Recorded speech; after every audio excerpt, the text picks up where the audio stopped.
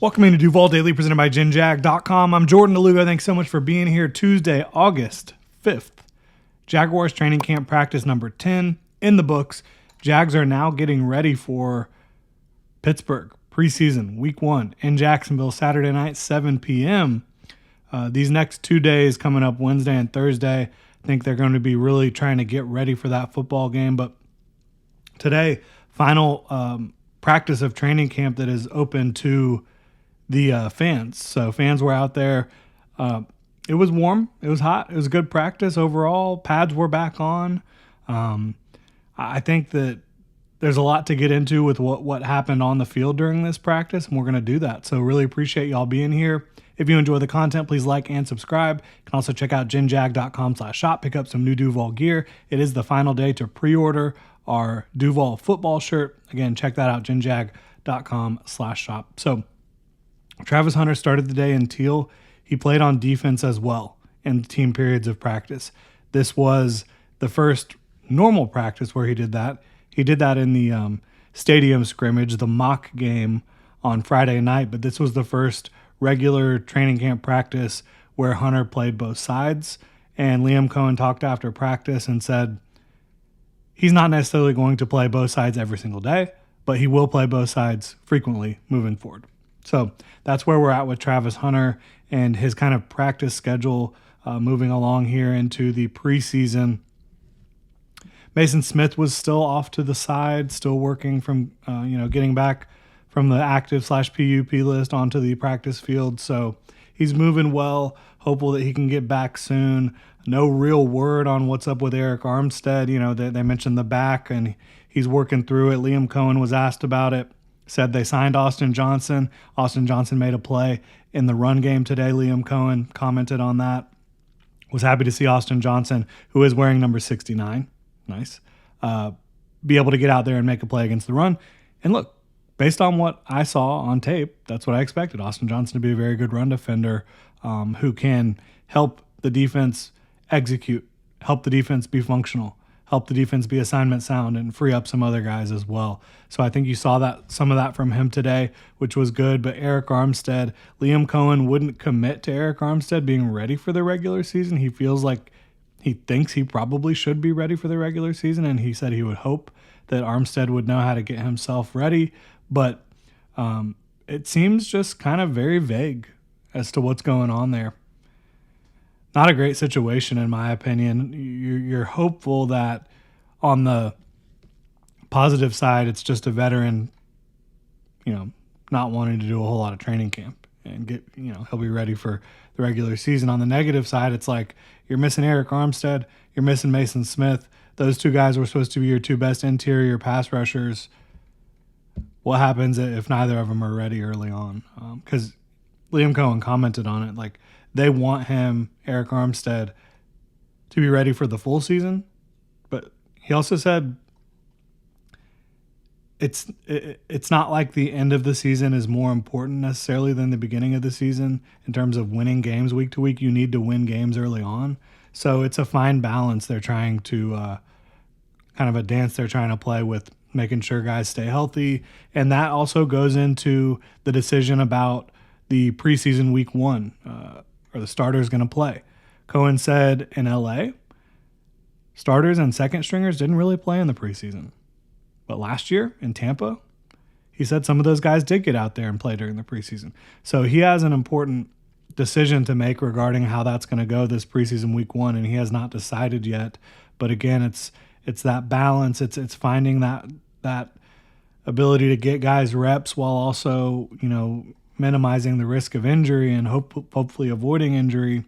So he and Mike Tomlin are going to talk today at some point about what their plans are and try to get ready and figure it out. I don't know that we will know tomorrow, maybe Thursday, maybe Friday, as to when we'll know about starters playing, etc. Liam Cohen did talk about Travis Hunter's alignment on offense. He said basically right now Travis Hunter is an 11 personnel player, and they're working to expand that. But right now, that's what they've been focusing on, and then they're going to expand into getting him ready to learn more. 12 personnel. So 11 personnel is 3 wide receivers, 1 running back, 1 tight end. Right now, he is the F receiver in those alignments. The F receiver is basically the slot. You've got the X, Brian Thomas Jr., the Z, De'Ami Brown, and there will be movement. It's not going to be static, right? But that's the basic alignment that Travis Hunter has been in and that he's basically getting comfortable with, and they're going to work to continue to expand that. But I would say as of right now, again, can change quickly, but as of right now, Travis Hunter's not going to be on the field on offense in 12 personnel. That would be Brian Thomas Jr. and De'Ami Brown. 12 personnel is 1 running back, 2 tight ends, 2 receivers. So that's something that Liam Cohen divulged that, I was appreciative of him doing that, but definitely wasn't 100% necessary to go to that level of detail. But Travis Hunter is basically right now the slot receiver in 11 personnel. Jalen McLeod, who we haven't seen the last couple of days, rookie draft pick out of Auburn, who's an edge / linebacker, Sam. He's week to week, unfortunately, and Liam Cohen was pleased with how he was progressing before that hiccup injury-wise. Now, getting into the team portion of practice, the defense won today by a wide margin. I thought it started up front. The defensive line did a really good job. There was also just too many offensive penalties, false starts, holding, missed alignments pre-snap. You also saw the special teams punt team get the punt return team, punt block team to jump. And so that would have picked up Logan Cook and, all those guys first down for the Jaguars offense. But on the reverse side of that, it would have given your opponents a first down if you're talking about the Jaguars punt block / return team being out on the field. So good for Logan Cook and them, bad for the punt block team. Trayvon Walker, multiple run stuffs, multiple pressures, probably would have had a sack or 2 today. Great day for him. Very good day for Josh Hines-Allen. He had a would-be sack. He was applying pressure at different spots as well, playing the run at a high level. DeJuan Smoot had a really good day. He had 2 sacks, a run stuff, and another pressure that led to a Danny Strigow sack. And speaking of Danny Strigow, he's someone who could be, I think, very high on the practice squad kind of depth chart, if you will. I don't think he's going to make the team just based on the numbers, but he's made several plays throughout camp. I think he's been fairly consistent, made a lot of plays in college. I think he's someone who they'll try to keep on that practice squad. While the defense certainly did win the day, I thought that LeQuint Allen did have 1 strong run. Tank Bigsby overall and Travis Etienne had good practices catching the ball. Tank Bigsby had a nice catch down the field. Travis Etienne had multiple catches down the field. In a one-on-one setting, Etienne had a big-time leaping grab touchdown deep down the field. So I thought both of those guys were good in the pass game, which is important. You also saw Bashal Tutin have a nice catch and run in the pass game. So you kind of saw the backs being more effective in that regard today. When you talk about the run, I mentioned Trayvon Walker, Josh Hines-Allen, Foye Oluokun, and Tyler Lacey had a run stuff. We mentioned already that Austin Johnson made a big play in the run game. Joshua Cephas, he had 2 big catches down the field today. He continues to impress. I would pencil him in on the roster for the 53. Parker Washington, I would write him in pen, playing well, multiple catches during during team portion of practice today. BJ Green had a would-be sack. Yasir Abdullah had a would-be sack. Zechariah McPherson had another pass breakup today. I put him on the roster too. Another good football player, playing good ball. Cam Little, 5 of 5 during team. No surprise there. He's been awesome. During team punt, Logan Cook not only got the punt block unit to jump, he also got a punt down at the 1-yard line, and the coverage team did a good job getting down there and stopping the ball. They didn't even really have to stop the ball. It literally stopped at the 1-yard line by itself. I mean, that was an unbelievable punt by Logan Cook. Then you talk about Trevor Lawrence, 8 of 12 today. The one real blemish was the interception. Jordan Lewis, and I don't even know if I blame Trevor. Maybe he could have, leverage-wise, put it more inside, but it was a quick bang-bang play. When he threw the ball, I thought it was going to be complete. Short pass over the middle. Jordan Lewis, it's like as soon as the ball is in the air in the short areas of the field in his zone, it's like a switch gets flipped and he is just like a magnet for the football. Like his hands, it's crazy. He went around the receiver, picked off the ball. He's made so many plays like that. This was the first time it was over the middle of the field. A lot of the time it has been in the flat towards the sideline. But that guy is unbelievable. I've never seen a defensive back in training camp make more plays like jumping routes. And he doesn't get burned doing it either. Like he's just ready and waiting. He doesn't like over leverage himself before the ball is released. And as soon as he sees that quarterback throwing the ball, he is after it. It's crazy.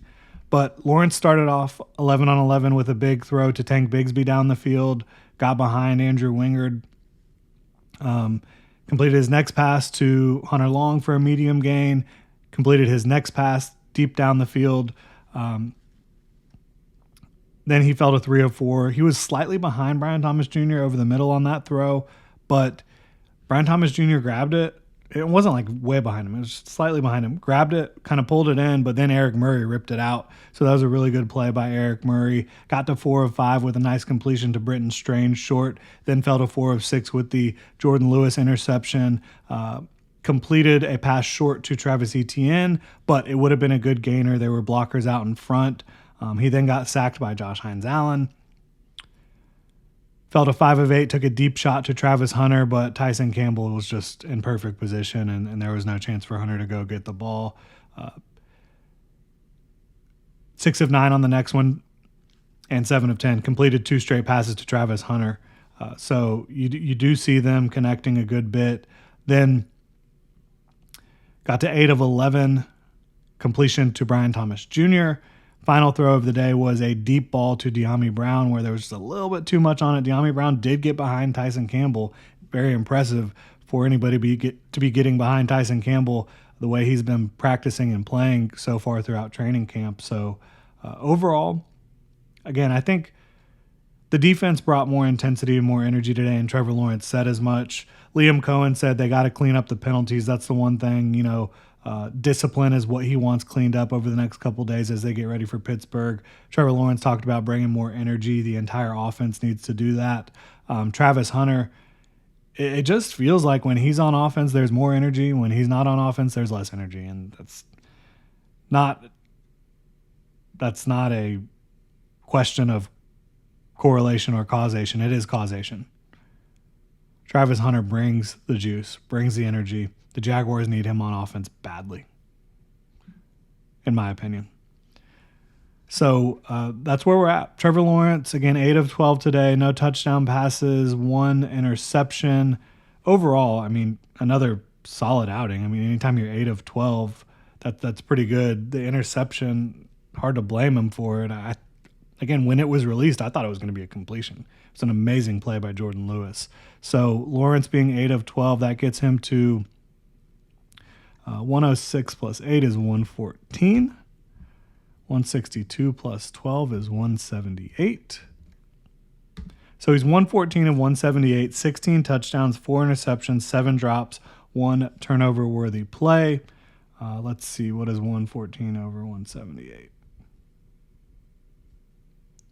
That is 64%. He's doing a pretty good job.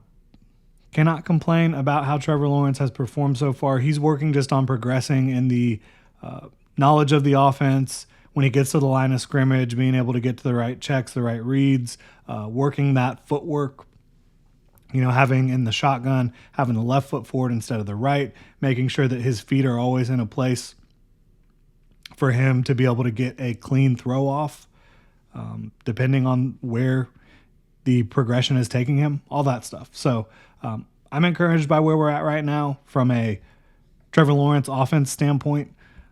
You want to see your defensive tackles get back out there, but the defensive line was bringing it today, even without Eric Armstead and Mason Smith. Really appreciate y'all tuning in. If you enjoy the content, please like and subscribe. Y'all have a good one.